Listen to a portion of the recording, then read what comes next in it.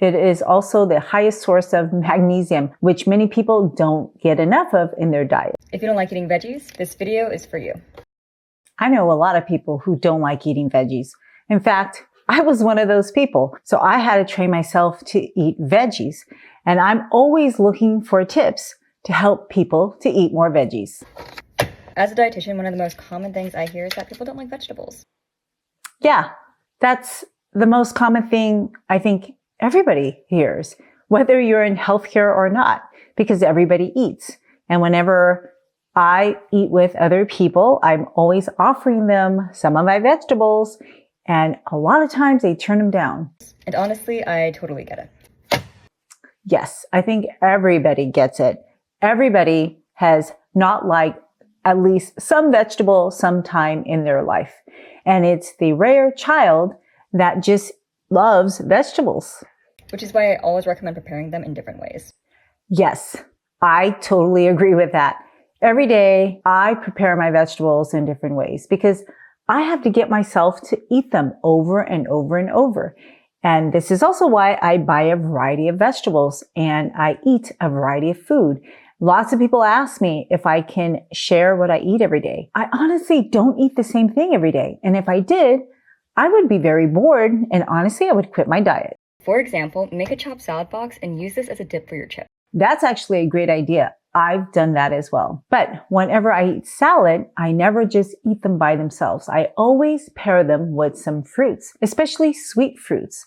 Now, I love all different kinds of fruits and I will eat them alone by themselves. And this is why I'm always trying to find other things that I can eat with the fruit because it's kind of like the vehicle for me to eat foods that I don't really like. So I take advantage of that, my love for fruit, and eat things that aren't so tasty with it. This way I don't have to add less healthy items to those less tasty foods to make them tastier. I'm using cabbage, cucumber. Now, I love cabbage.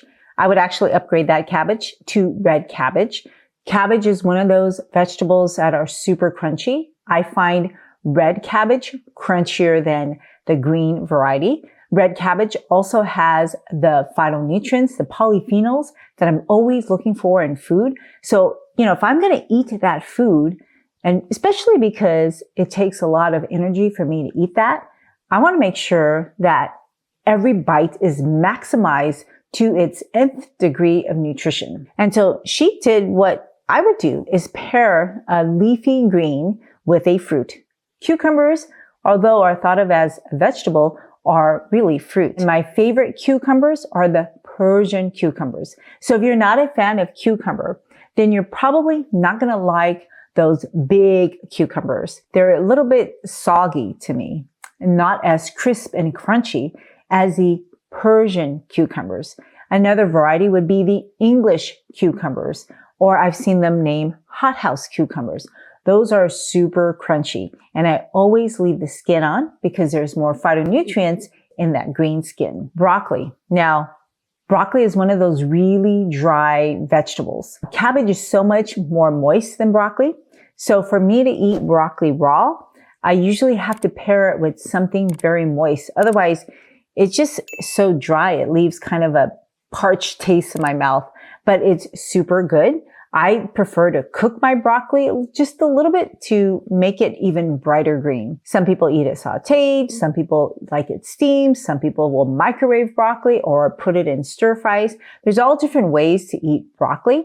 Now, I would recommend that you pull out each of the flowers and wash them really well because sometimes there's little critters trapped inside the flowers and you may get a unpleasant surprise if you don't do that. What I do is dunk my broccoli heads in a salt water bath, and I will literally take them apart and look for tiny critters that may be hiding because the broccolis are very, very tight. These flowers are very tight.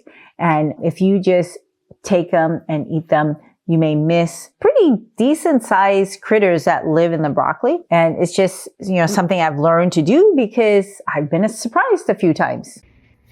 Avocado.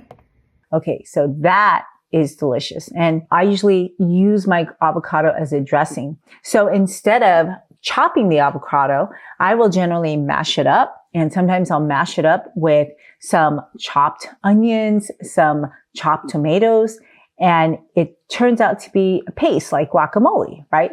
And so I'll just put it in at the end, and that is usually my dressing because it's creamy, it's fatty, it's rich, it's delicious. I'm just going to top this with chickpeas and pumpkin seeds. Okay, so the chickpeas and pumpkin seeds are delicious. I try to eat some kind of bean every day, and the chickpeas look like she probably just opened a can, rinsed it and drained it and put it in. Now, if you don't like beans, here is a easier way to consume them.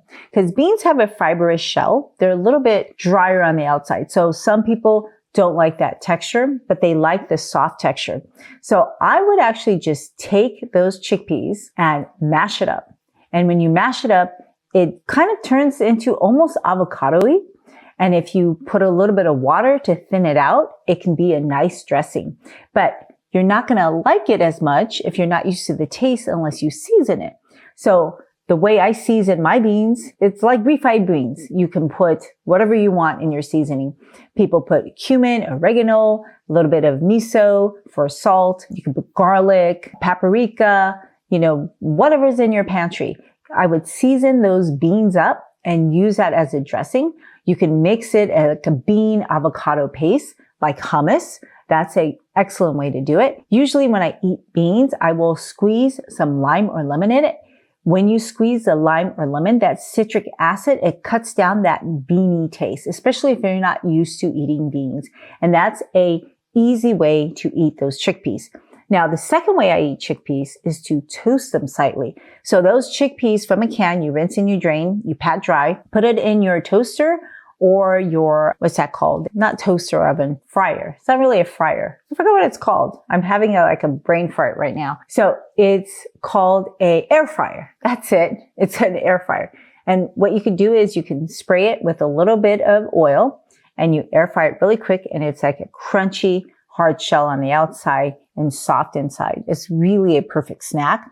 Oftentimes I will sprinkle spices on top, some turmeric, some paprika, some onion powder when it comes out, and it's so delicious. I could just eat that by itself. And I really like the pumpkin seeds. The pumpkin seeds gives it that extra added crunch. It is also the highest source of magnesium, which many people don't get enough of in their diet. Top this with chickpeas and pumpkin seeds.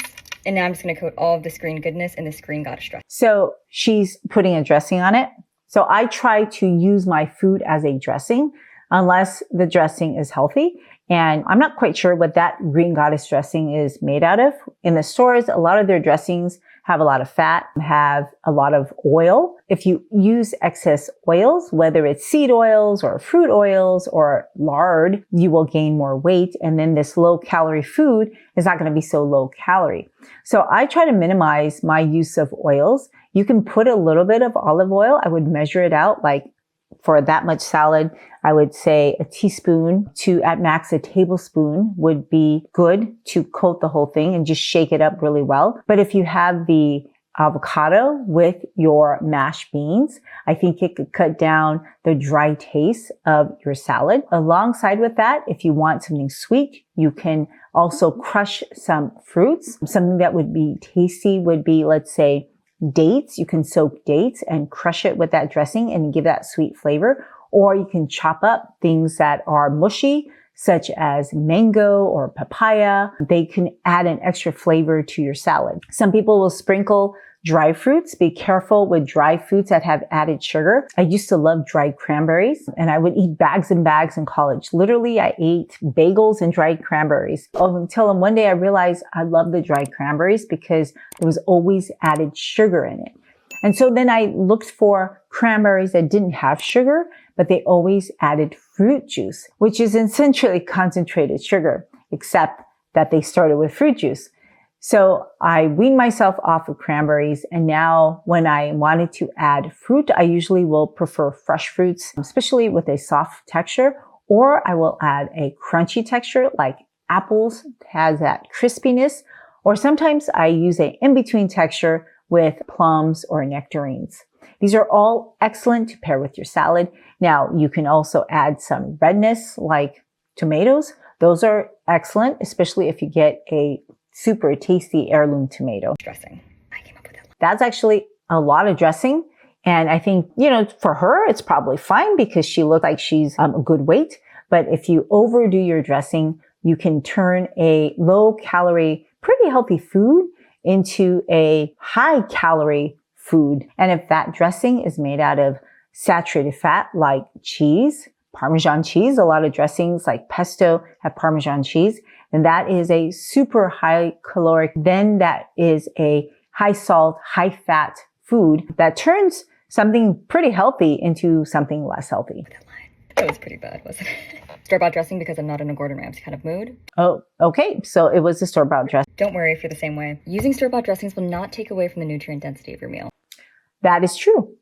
Using store-bought dressings will not take away the nutrient density of the meal. So you'll still get the nutrients, except now you have added calories. And if you add the wrong calories, it can actually decrease how well you can metabolize that meal.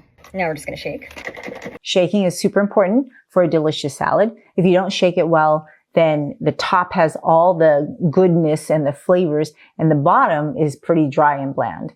And then, by the time you get there, you're kind of full already. You're not going to have that motivation to finish it. But if you coat everything really well, then it's super delicious to eat. Shake. Now just top with chives, and now you should have a green goddess chopped salad. Chives. Chives are so wonderful to eat. I always top my salads with some kind of plant from the onion family, whether they're chives or Chinese chives or green onions or red onions or even yellow onions. To me, whenever I add onions, the food just is tastier. It tastes more gourmet. It's kind of like people who eat lox and they give them slices of onions. I think it just upgrades that food and it just gives it that kink and that spice. A green goddess chopped salad box dip. This way you're still getting in all the fiber, nutrients, and fats. But sometimes having a chop that small and eating it with a chip can make it easier and more fun to eat. It is definitely more fun to eat, but chips are a processed food and I generally try to stay away from chips. However, I do like that crunch, so occasionally I will have some chips. I prefer to make my own chips now, and it's super easy to make. If you grind up flax seeds, or you can do it with chia seeds and you bake it, just dry it up. It can be a delicious seeded chip. So if you grind up flax seeds, or you really could do this with chia seeds or even basil seeds, and then you season it with let's say onion powder, paprika, turmeric, or you can make it an Italian flavor with Italian spices. And then you dry that up in the oven. It'll be so crispy, just like a chip, but it'll be so much more nutritious than a store-bought chip. The other chips that I like to use to help me eat my salad are basically chips made from vegetables. So I'll take a bell pepper and cut it in half, and I'll use that as a edible bowl, stack my salad up in it, and just eat that as an edible bowl. So this way I eat more of my salad by making my bowl salad. And the third way that I would eat that chopped salad is just to wrap it up into seaweed. So I don't have a good source of iodine if I don't eat seaweed. So every day I try to eat some seaweed. I'll take a package of seaweed, put that salad in, and just use that as a taco wrap and eat that. These are all fun finger foods that my family and we just enjoy eating. So easy and so good. I like all veggies, but in this case, I like them smaller. That is a delicious idea that also helps me get my salad down when I'm just not in the mood sometimes. And if you want to know some other delicious ideas, watch the next video.